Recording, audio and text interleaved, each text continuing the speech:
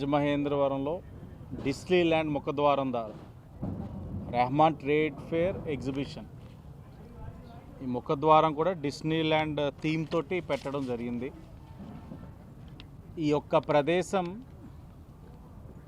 తెలుగుదేశం పార్టీకి విడదీని జ్ఞాపకాలు ఉన్నాయి. ఇదే ప్రాంగణంలో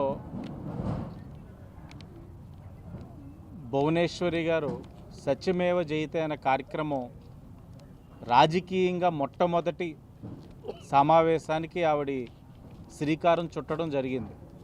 ఎప్పుడంటే ఆనాడు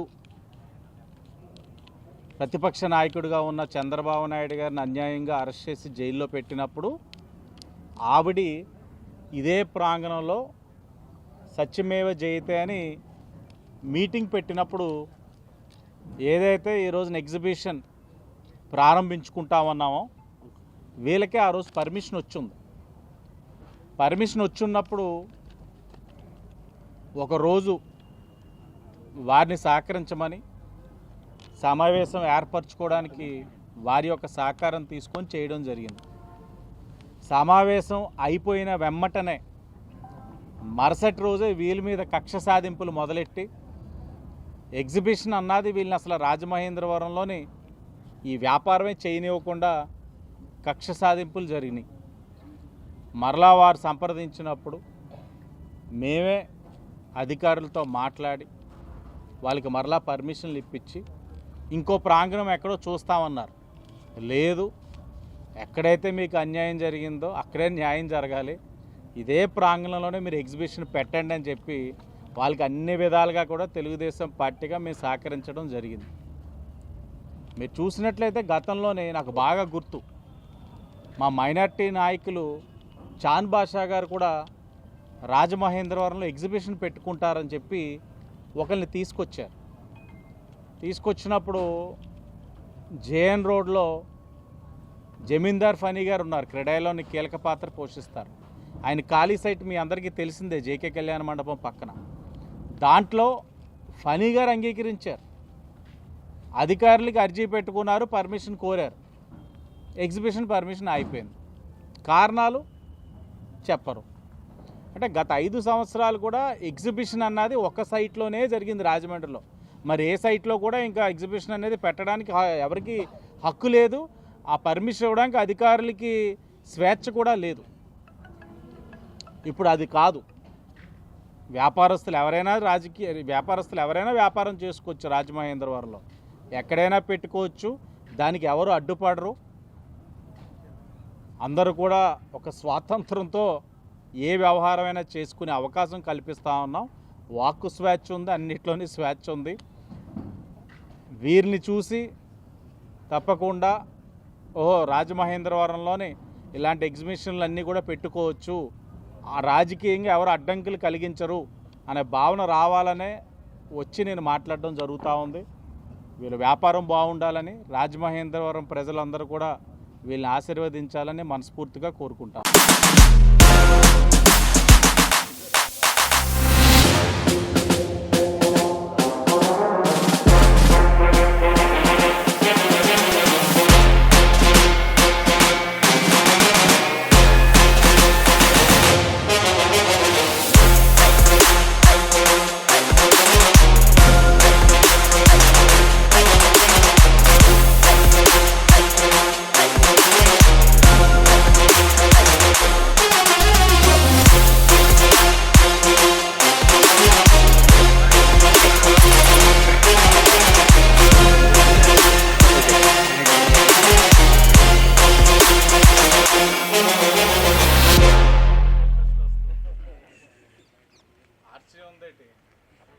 ఇది ఉంటాయి గ్లాస్ లైట్ బాల్ ఇచ్చి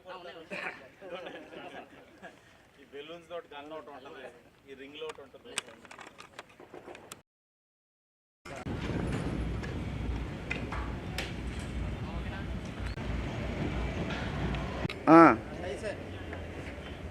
$500 ప్యాకేజ్.